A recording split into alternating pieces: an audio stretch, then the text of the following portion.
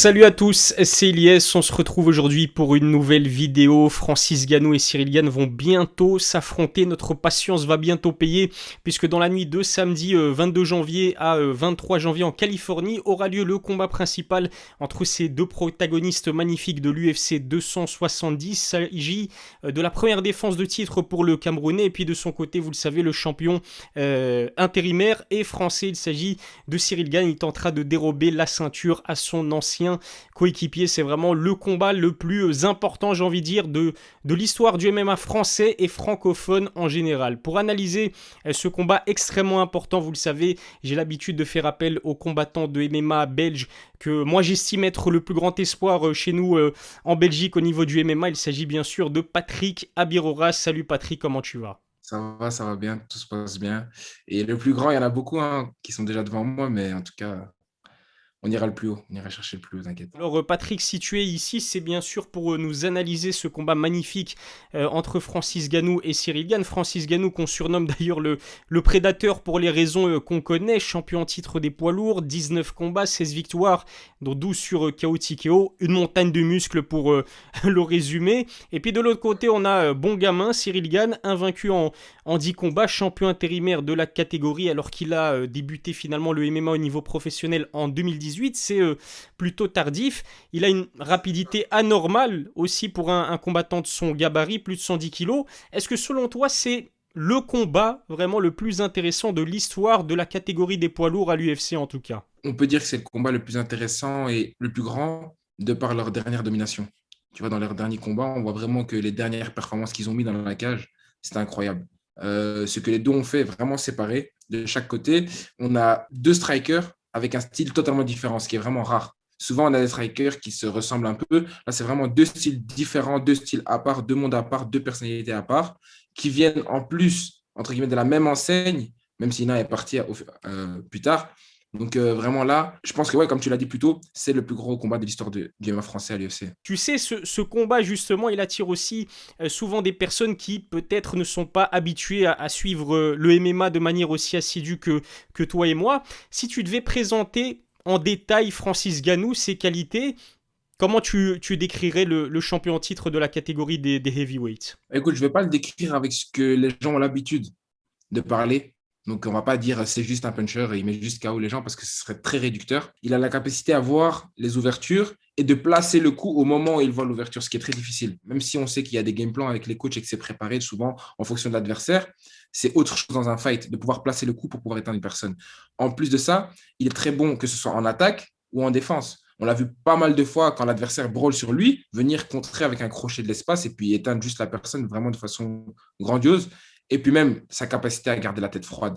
A vraiment, enfin, moi, ce qui m'a vraiment le plus choqué dans son dernier combat face à Stipe, c'est de dominer le combat et de garder la tête froide.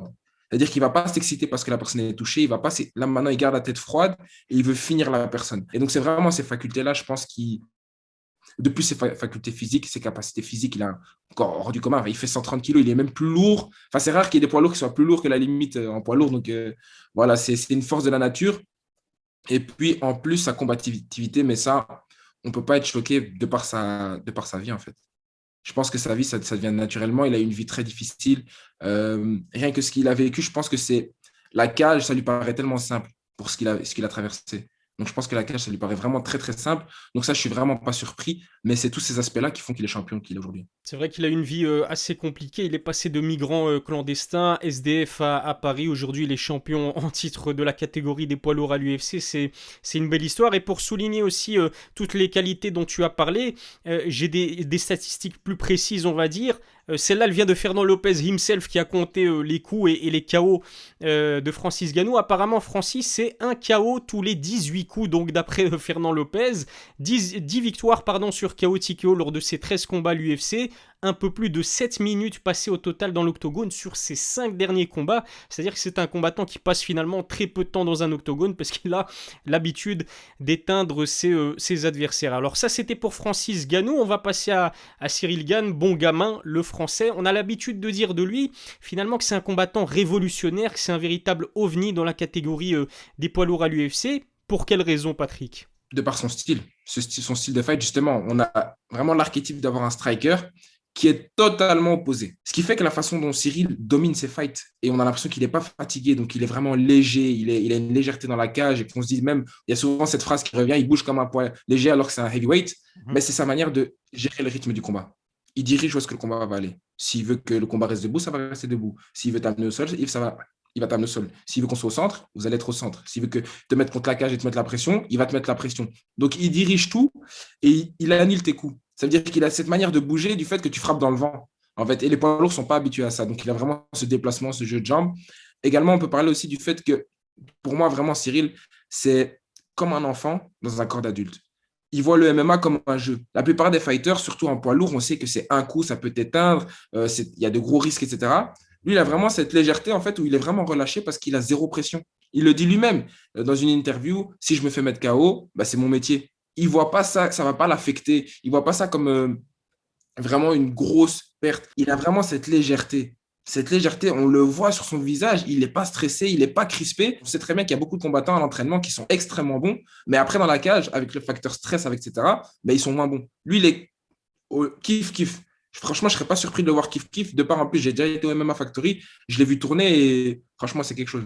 Très agréable à voir combattre Cyril Gane, très léger sur ses appuis, de la rapidité des mouvements, invaincu après 10 combats de MMA, et puis aussi invaincu en 13 combats de Muay Thai. C'est dire à quel point Cyril Gane ne connaît pas la défaite, il ne connaît pas le goût de la défaite. Je te propose de revenir sur le combat le plus récent de Francis Ngannou. Tu as commencé par en parler, c'était son fameux rematch contre Stipe Miocic, il a eu lieu en mars 2021 et le Camerounais a pris sa revanche, parce que on se souvient qu'en 2018, c'était Stipe Miocic qui avait infligé la première défaite à l'UFC de Francis Ngannou sur décision unanime. En revanche, lors du rematch, Francis s'est brillamment imposé, on peut le dire, sur un énorme KO au second round. Qu'est-ce qui t'a le plus impressionné dans la performance du prédateur? C'est un combat quasi parfait. Il a dominé le combat, de la direction, le rythme, de où ça devait aller. Il a empêché Stipe de l'amener au sol. C'est-à-dire que si Stipe voulait aller en lutte, non, je t'envoie un gros pôle, 120 kilos sur la tête, on se relève, on reste debout. C'est moi qui dirige, c'est moi qui décide quand est-ce qu'on va aller au sol ou si on va aller au sol. Je te finis, mais je ne m'excite pas. Si je te touche, c'est pour t'éteindre. Là, j'étais vraiment choqué. C'était vraiment deux Francis, surtout qui relèvent d'une défaite contre Stipe. Après, il a enchaîné avec Derrick Lewis et puis il était revenu sur quelques victoires. Mais on sait toujours que quand on a une défaite face à quelqu'un, c'est toujours dur de revenir. Enfin, il y a toujours ce petit truc qui reste dans la tête. Là, on avait l'impression que la défaite, elle était supprimée. Honnêtement, il n'avait pas encore la ceinture, mais c'était lui. On avait l'impression que c'était lui qui défendait son titre. Et donc, moi, c'est vraiment ça qui m'a impressionné.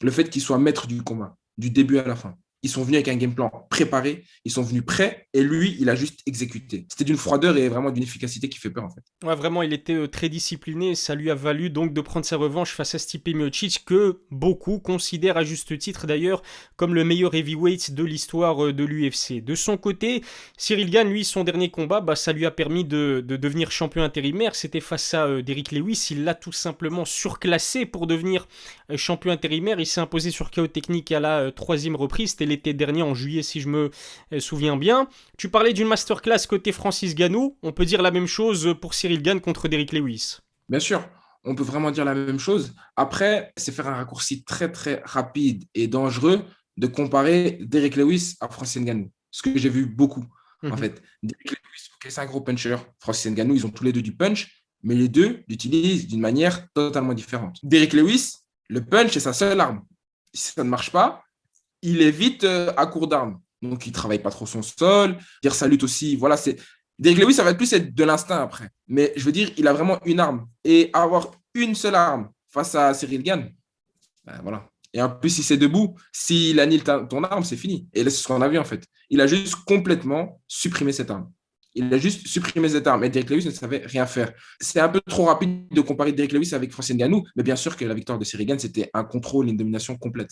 Une classe d'écart au niveau du striking. D'ailleurs, il y a un chiffre pour illustrer ça, c'est que Cyril Gane a en fait touché Derrick Lewis à 117 reprises sur ce combat qui s'est étalé sur 3 rounds. Derrick n'a su connecter que 10 fois seulement. En plus de cela, on sait bien sûr que Derrick Lewis, c'est quand même le recordman du nombre de KO de l'UFC avec 13 victoires de cette façon. Mais effectivement, je suis totalement d'accord avec toi. On ne peut pas vraiment comparer le style Derrick Lewis et Francis Ngannou. Finalement, Le seul point commun, c'est le fait que ce soit deux des combattants les plus puissants de l'histoire de l'UFC. Dans plusieurs de ces récentes interviews, je suis sûr que tu as dû les regarder, Patrick, mais Francis s'est essayé au petit jeu des pronostics. Je me permets d'ailleurs de dire que nous aussi, on va s'essayer au jeu de pronostics un peu plus tard dans cette vidéo, mais ça sera serré, mais tu auras l'occasion de nous donner vraiment ton pronostic et de te mouiller. Mais le champion en titre, justement, il s'est mouillé. Lui, ce qu'il a dit, c'est qu'il visait le KO dans les 2 premiers rounds. Et je trouve qu'il a quand même raison, je sais pas ce que t'en penses, parce que Cyril, sur 5 rounds, son cardio, sans précédent dans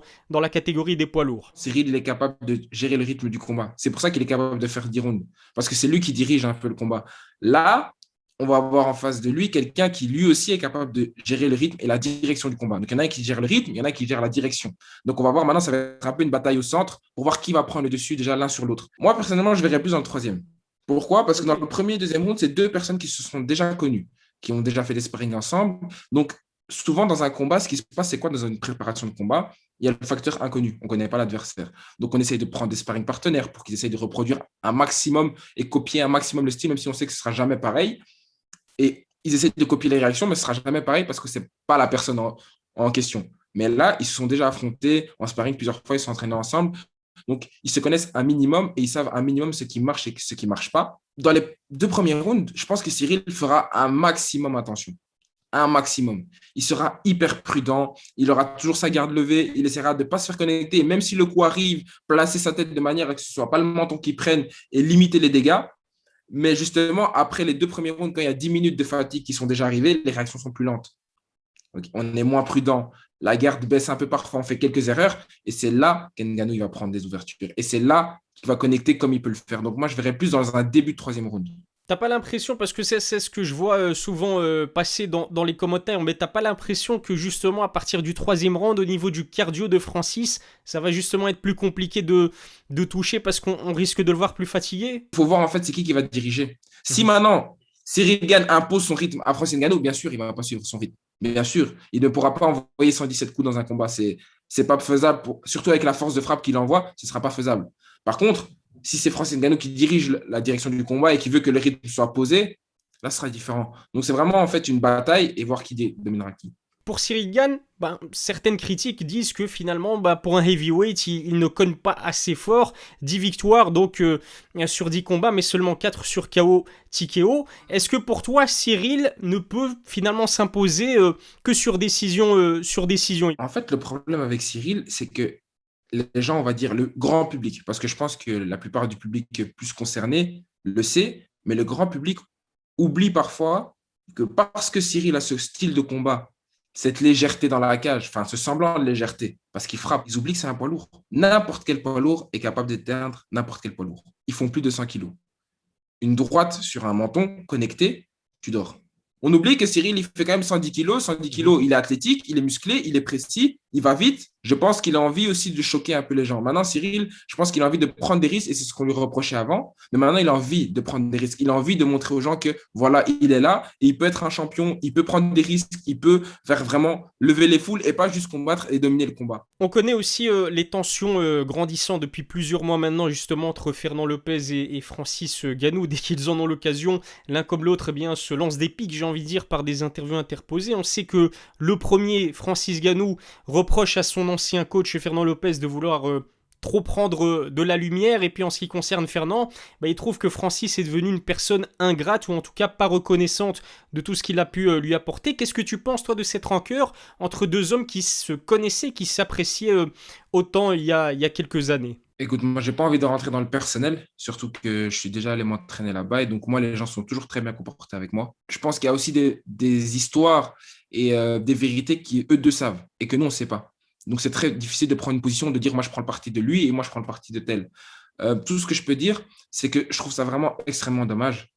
Extrêmement dommage, surtout que la première fois, je me rappelle quand c'était il y a plus de 2-3 ans quand même, Fernand Lopez parlait dans une interview, avait dit que c'était important quand tu étais champion ou d'être combattant UFC d'avoir un ego. Et qu'il disait, il revendiquait justement l'ego de Francis Ngannou. Et qu'il le disait, c'était vraiment il y a longtemps. Mais il disait que Francis Ngannou est quelqu'un qui a un ego, mais c'est important, tu ne peux pas être champion sans avoir un ego. C'est deux grosses personnalités, les deux ont des grosses personnalités, ce n'est pas des langues de bois. Donc, d'office, ça a dû faire quelques étincelles, mais je trouve ça juste dommage de ne pas avoir gardé ça en interne. Parce que maintenant, l'UFC, ce qui est un peu logique parce que c'est un business et Mhm. que c'est très bankable, mais ils en font un peu beaucoup trop.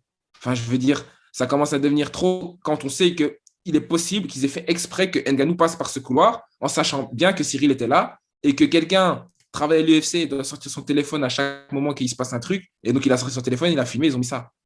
Voilà, je trouve ça juste dommage parce que ça gâche un peu la beauté du sport et ça gâche un peu la beauté juste du respect. D'un point de vue purement sportif maintenant, Patrick, le fait que Fernand Lopez connaisse aussi bien Francis, puisque c'est lui qui l'a amené à ce niveau-là, hein, c'est grâce à Fernand Lopez et au MMA Factory que Francis est aujourd'hui, je pense, ils ont contribué largement au niveau du Prédateur aujourd'hui. Mais le fait que Fernand connaisse aussi bien justement Francis, est-ce que ça peut conférer un avantage à Cyril Gane? Le Francis que Fernand connaît, il a quand même beaucoup changé entre temps. Francis a évolué, Francis est revenu en 2.0 et là, c'était sans Fernand Lopez. Donc voilà, il y a un nouveau Francis qui s'est créé sans Fernand Lopez. Par contre, pendant le fight, pendant le feu du fight, je pense que de par ce qu'il connaît de Francis, Fernand Lopez aura le plus d'avantages à pouvoir faire les changements stratégiques au bon moment, connaissant Francis mieux que ce que le coach de Francis Ngannou peut connaître de Cyril Gane. C'est juste ça, en fait, où là, il aura l'avantage. Ce qui peut aussi donner des indications sur la façon dont ce combat peut se passer, c'est les fameuses aussi images de sparring qui ont fuité en quelque sorte, mais je pense que c'est une volonté du MMA Factory de publier ces images de sparring. On sait que Francis, il s'est plaint du fait que effectivement on voit que Cyril Gane prend l'ascendant à quelques reprises sur lui, sur ces images-là.